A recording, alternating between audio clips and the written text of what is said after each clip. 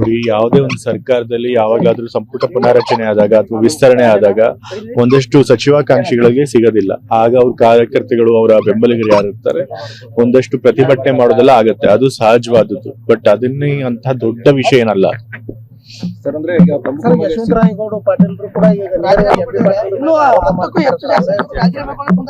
ಇಂದಲೇ ನಮ್ಗೆ ಸಚಿವ ಸ್ಥಾನ ಸಿಕ್ಕಿಲ್ಲ ಅಂತಂದು ಈಗಾಗಲೇ ರಾಜೀನಾಮೆ ಕೊಡಿರ್ತಾರೆ. ಏನ್ ಹೇಳ್ತೀರಿ ಸರ್? ಇನ್ನೂ ಸಾಕಷ್ಟು ಜನ ಕೊಡೋರು ಇದ್ದಾರೆ. ಈಗ ನೋಡಿ, ನಾ ಈಗಾಗಲೇ ಹೇಳಿದಾಗೆ ಸಂಪುಟ ಪುನರಚನೆ ಅಥವಾ ವಿಸ್ತರಣೆ ಮಾಡಿದಾಗ ಈ ರೀತಿ ಒಂದಷ್ಟು ಅಸಮಾಧಾನಗಳು ಎಲ್ಲಾ ಪಕ್ಷಗಳಲ್ಲೂ, ಎಲ್ಲಾ ಸರ್ಕಾರದಲ್ಲೂ, ಎಲ್ಲಾ ಸಮಯದಲ್ಲೂ ಕೂಡ ಆಗಿವೆ.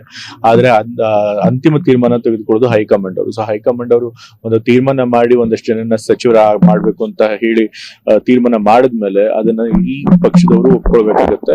ಸೊ ಅದ್ರ ಬಗ್ಗೆ ಮತ್ತೆ ಇನ್ನೇನು ನಾನು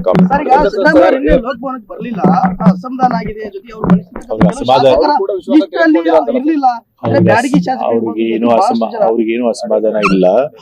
ಮತ್ತೆ ಯಾರ್ಯಾರು ಮಂತ್ರಿಗಳಾಗಿದ್ರು ಅವರಲ್ಲಿ ಎಷ್ಟೊಂದು ಜನ ಬಂದು ತಂದೆಯವ್ರನ್ನ ಬಂದು ಭೇಟಿ ಮಾಡಿ ಶುಭಾಶಯಗಳು, ಅವತ್ತು ತಂದೆಯವ್ರ ಬರ್ತಡೇ ಕೂಡ ಆಯ್ತು, ಹುಟ್ಟಿದಬ್ಬ ಕೂಡ ಆಯ್ತು ನೆನ್ನೆ. ಸೊ ಹಾಗಾಗಿ ಬಂದು ಶುಭಾಶಯಗಳನ್ನು ಕೂಡ ತಿಳಿಸಿದ್ರು. ತಂದೆಯವ್ರನ್ನೆಲ್ಲರಿಗೂ ಕೂಡ ಶುಭ ಹಾರೈಸಿದ್ದಾರೆ. ಸೊ ಅವ್ರಿಗೇನು ಅಸಮಾಧಾನ ಇಲ್ಲ.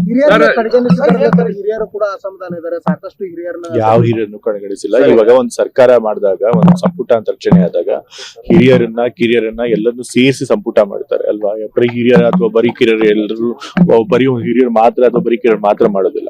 ಇಬ್ರು ಸೇರಿಸಿ ಒಂದು ಸಂಪುಟ ಮಾಡ್ತಾರೆ. ಹಾಗಾದಾಗ ಕೆಲವರು ಕೈ ಬಿಡೋದು ಸಹಜ ಇರುತ್ತೆ. ಸೊ ಹಾಗಾಗಿ ಅಂತ ಅಸಮಾಧಾನ ಸಣ್ಣ ಪುಟ್ಟದ ಹಾಗೆ ಆಗುತ್ತೆ.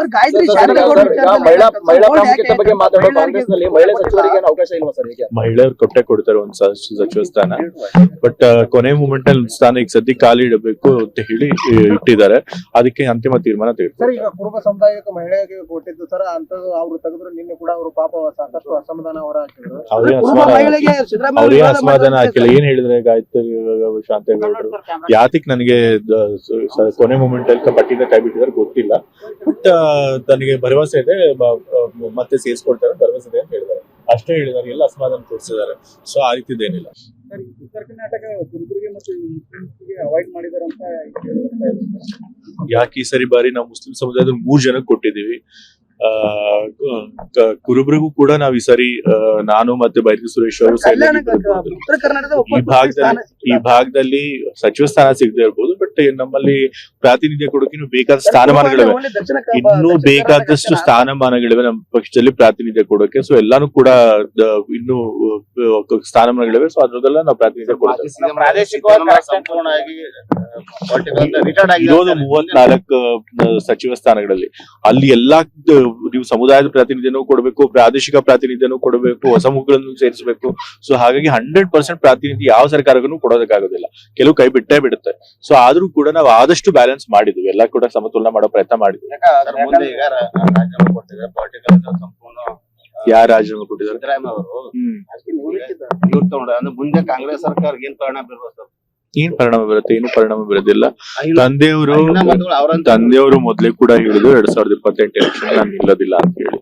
ಅದು ಕಳೆದ ಬಾರಿ ಚುನಾವಣೆ ನಿಂತಾಗ್ಲೂ ಹೇಳಿದ್ರು. ನಂತರ ಈಗ ರಾಜೀನಾಮೆ ಕೊಡ್ಬೇಕಾದ್ರು ಹೇಳಿದ್ರು. ಸೊ ಮೊನ್ನೆ ಫಂಕ್ಷನ್ ಕೂಡ ಹೇಳಿದ್ದಾರೆ. ಸೊ ಅವ್ರ ನಿಲುವಿನಲ್ಲಿ ಹೊಸದೇನ್ ಬದಲಾವಣೆ ಏನಿಲ್ಲ.